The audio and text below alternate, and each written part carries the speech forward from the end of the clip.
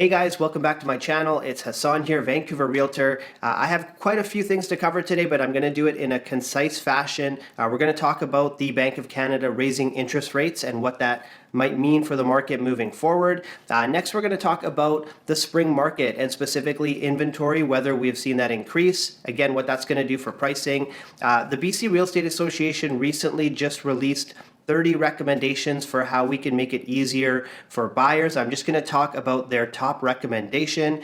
And then right at the end, I'm going to talk about this notion that real estate agents benefit when the market is extremely hot, as it has been over the last 2 years or so. So without wasting any time, let's get rolling. So I'm sure you've already heard, but earlier this week, the Bank of Canada raised interest rates by 0.25 basis points.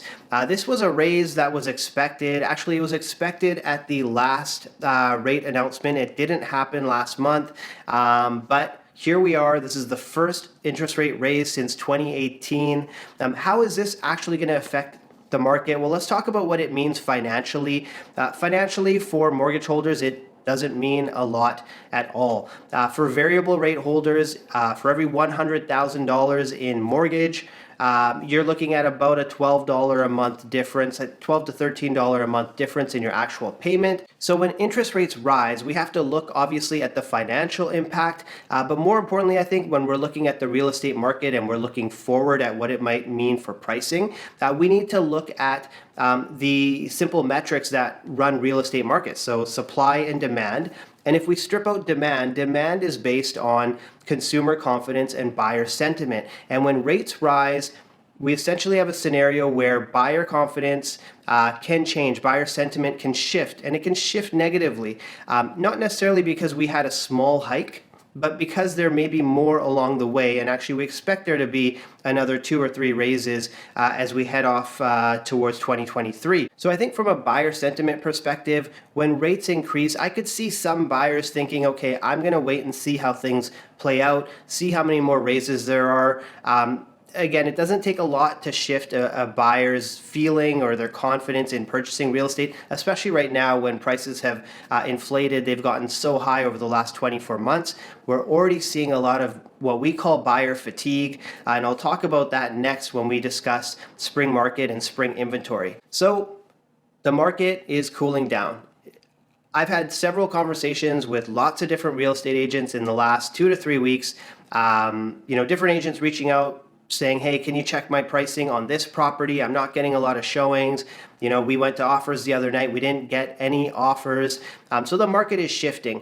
There's no question about it. One of the biggest drivers of this shift short term is inventory levels. So if we look at the Fraser Valley, month over month from January to February, a lot of areas saw double the amount of inventory list in February versus January. This is a very good thing.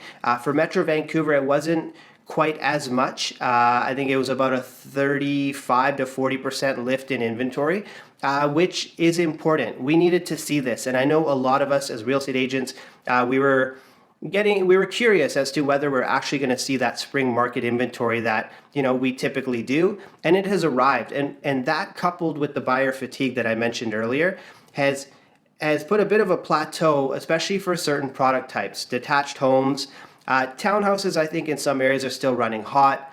Condos running pretty hot, but we're definitely starting to see a leveling off where sellers can no longer price their properties 2 or 3% higher than the last comparable sold and expect to get multiple offers. So if you're a buyer right now, I truly think that there's going to be a window of opportunity for you here. Not necessarily that you're going to be able to purchase property and not compete at all, but I think you might be in a scenario where a few months ago, you may have been up against 5, 7, 10 offers. You might actually find yourself now in a scenario where you're up against 1 or 2 other offers.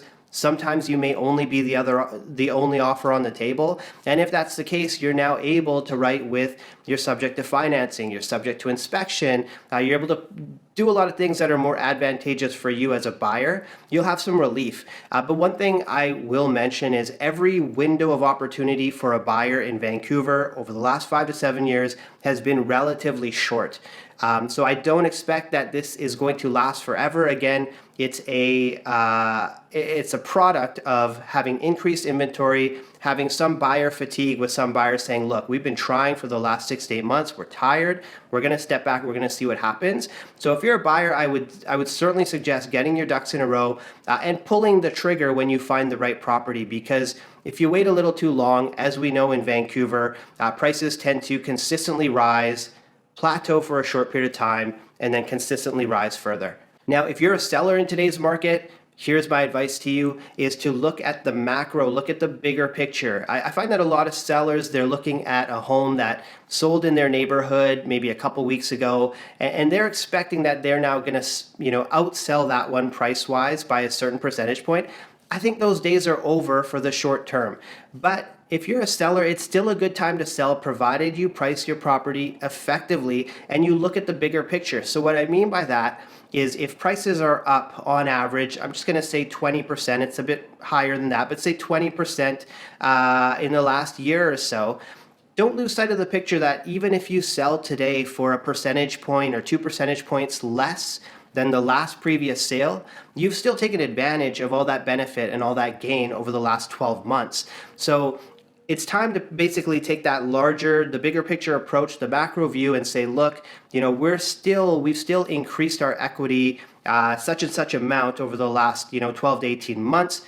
It's okay if we sell it a little bit less than the neighbor. And the reason you want to do that is you don't want to end up stale on the market. You don't want to end up making a price adjustment downwards. Oftentimes that just signals to the low ballers that it's feeding season and you're going to start getting offers that you're really not going to like. So work with your real estate agent, price effectively, still a good time to sell. So next I want to talk about the BC Real Estate Association basically coming out with a white paper that has 30 recommendations on what can be done to cool the real estate market.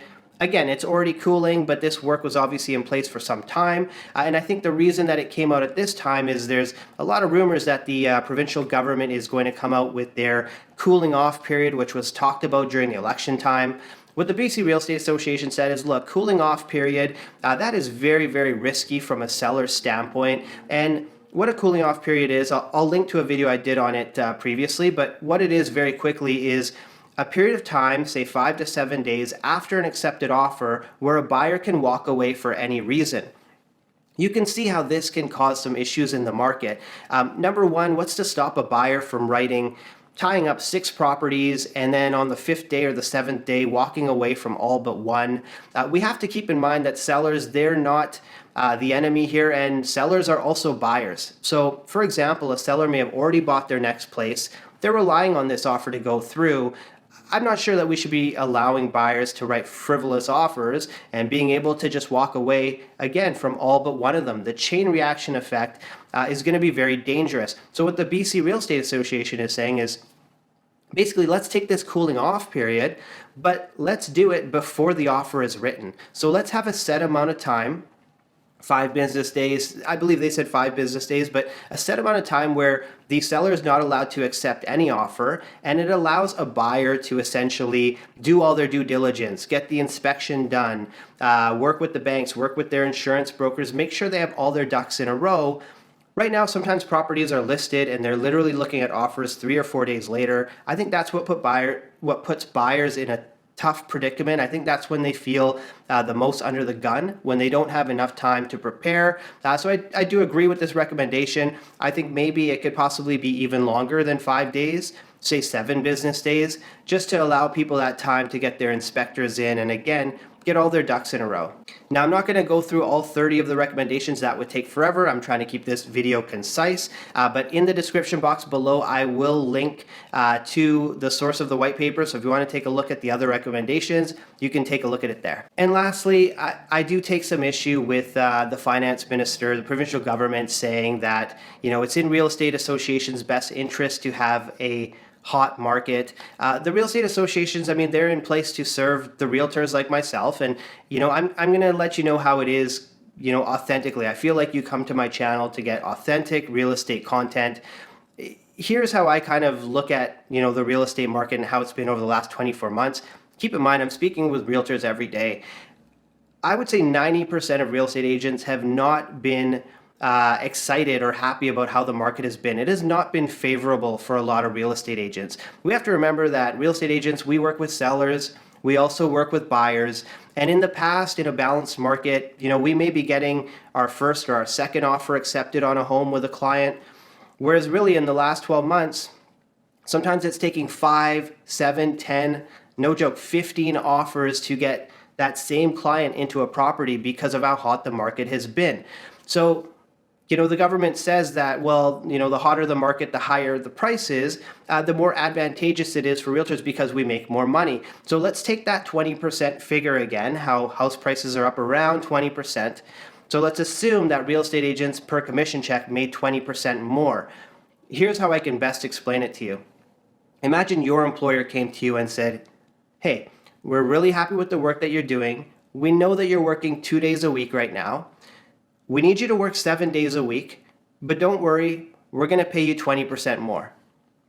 What would your response be to that? Is that something that you would enjoy? Would you say yes to that? I would think 95% of us would say absolutely not. And I know that's the case for realtors as well. So yes, when prices go up, we make marginally more money. But when the market gets frenzied and there's not enough supply to feed the demand, we are literally working 5 to 7 to 10 times more hours, harder for that same client to be able to get them into the property that they deserve to buy. So I can tell you right now that every agent out there would take lower house prices at a balanced market to be able to do the best possible job we can for buyers and sellers as well. Now, if we really want to look at who stands to financially gain, the BCREA, last time I checked, and realtors, if you're watching, correct me if I'm wrong, last time I checked, my fees don't change if I'm listing a $2 million property or if I'm listing a $500,000 property. My fees stay the same. Now, one thing that does change when real estate prices go up is the price you pay in property transfer tax. And the property transfer tax goes to the government. So I think sometimes if you're looking for the real motivation out there, you need to follow the money and you need to follow the big money.